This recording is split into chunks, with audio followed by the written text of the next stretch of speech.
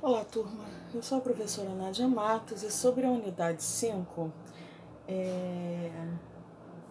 de História da Educação e da Pedagogia, eu gostaria de dizer que a educação como instrumento do Estado, ela tem objetivos muito claros, que é, reproduzir, né, reproduzir o contexto, né, para que a educação se transforme numa educação de instrumento ideológico. Esse instrumento ideológico, ela vai favorecer a quem? A classe dominante. Né? Então, para a classe dominante existir, precisa de haver o quê? Os dominados. Então, essas estratégias, né, no processo educacional, elas já duram muito tempo, né? E a reprodução dos conteúdos, elas são convenientes para que elas continuem a reproduzir o sistema. Então, o sistema vai continuar sendo o mesmo, né? Quem sempre dominou vai continuar dominando e quem sempre foi dominado será sempre dominado. Então, a educação, ela justamente um instrumento ideológico da sociedade, né? E nesse capítulo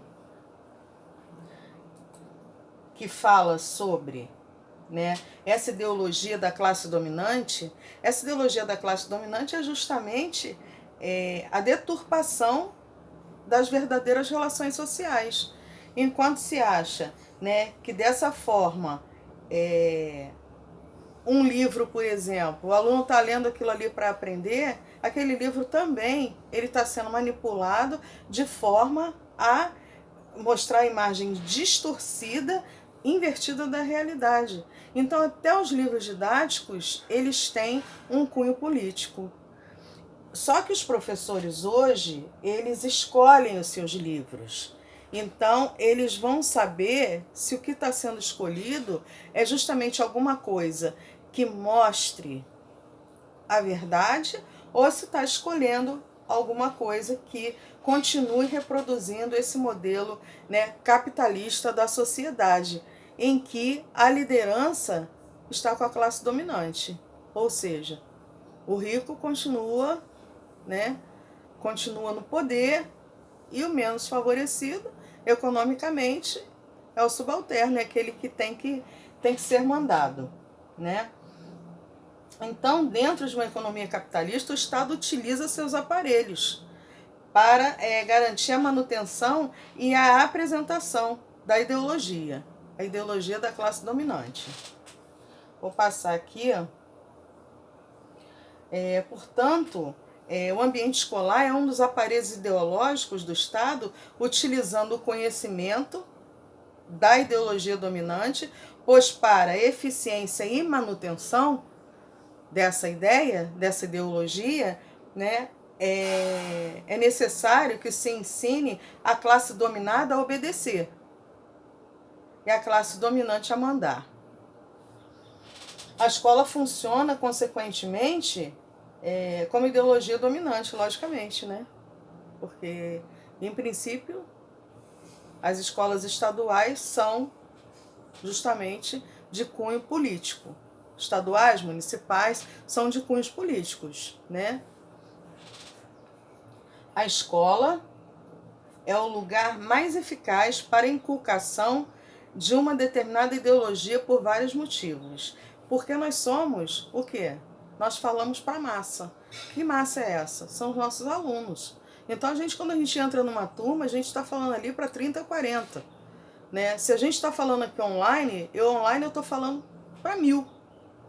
Então, assim, é muita liderança, né, para que a gente tenha dentro da escola justamente essa disseminação da ideologia dominante, só que sem justamente os devidos esclarecimentos, que é o que a gente está fazendo agora, né? A escola atua diretamente na formação do indivíduo, como em que os estudantes passam horas de sua vida, extremamente adequado, um instrumento ideológico do Estado, né, através de disciplinas e conteúdos, né, que reproduzam à lógica dominante na sociedade e no seu corpo discente. O corpo discente, logicamente, são os alunos. Só que agora, por exemplo, hoje, né? Hoje já se fala em tirar essas disciplinas que nós tínhamos assim a nosso favor para determinados assuntos, que seria a filosofia e a sociologia da educação. Então, já se fala em retirar novamente essas disciplinas, porque elas, na verdade, não devem também estar favorecendo ao que determinadas classes estão pleiteando. Só que as disciplinas de filosofia e sociologia da educação são de suma importância para a nossa reflexão, né? E para o nosso entendimento do que é hoje, do que foi ontem e do que poderá ser amanhã. Então, infelizmente, nós estamos passando por esse processo nesse momento ainda. E ao falar na classe, o segundo mecanismo, no caso, seria a agregação, já no acesso à educação. Embora a ideologia seja repassada a todos, não existe uma diferença na educação recebida pelas diferentes classes, de modo que não há equidade no acesso à educação, o que parece ocorrer de maneira proposital para perpetuar a distinção das classes sociais. Ou seja, né? Quem ganha mais estuda nos lugares melhores, quem ganha menos estuda na escola pública ou estuda em estabelecimentos menos requisitados, né? Existem pessoas que recebem todo o conhecimento de ciências, de língua e filosofia com maior qualidade e estão preparadas para assumir posições de destaque na sociedade. E existem outros que recebem ensinamentos de forma básica para se habilitarem a exercer funções específicas e preferencialmente subalternas. Isso tudo a escola reproduz, né? Eu gostaria de ler um trechinho aqui sobre a desigualdade social, que justamente é a função da ideologia, é fazer a diferença. Quem domina e quem é dominado. Então vamos lá, o sistema escolar é um formador e reprodutor, mas acaba por atuar no âmbito da desigualdade. A escola também segrega, não apenas no âmbito da fragmentação disciplinar, mas também porque faz escolhas ideológicas. E enfim, né? Existem tantas outras frases e a gente está querendo mostrar que justamente a desigualdade, a desigualdade social ela começa na escola, né? Enquanto que deveríamos, ao contrário, né? Enquanto deveríamos mostrar que o sistema educativo, ele deveria ser justamente, como diz a legislação, único para todos, né? Mas realmente não é assim e a escola começa a promover então a desigualdade desde cedo, né?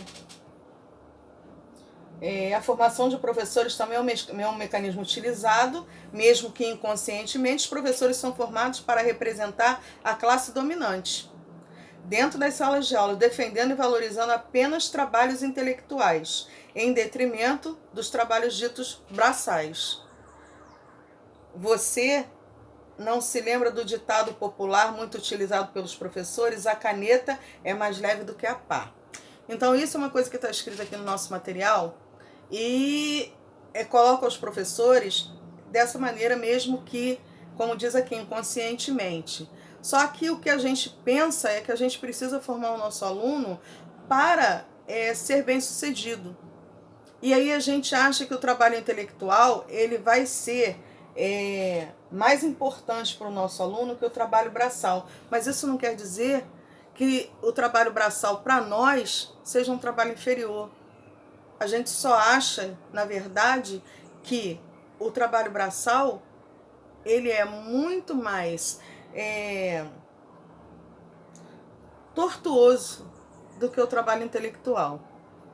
Mas isso não quer dizer que a gente não compreenda, né, a necessidade dessas pessoas que têm a coragem, né, e a disposição de fazer o trabalho braçal. Mas esse tipo de educação, no entanto, é um incentivo à burguesia, né, uma forma de educar e disciplinar e controlar o futuro dos trabalhadores, para a manutenção dos meios de produção capitalista. Então, é o que eu tinha para dizer para vocês sobre essa unidade 5. Vou deixar um vídeo também que complementa a minha fala e espero que vocês tenham entendido, tá ok? Qualquer pergunta, estou à disposição para responder, é só mandar para mim uma mensagem, ok? Obrigada.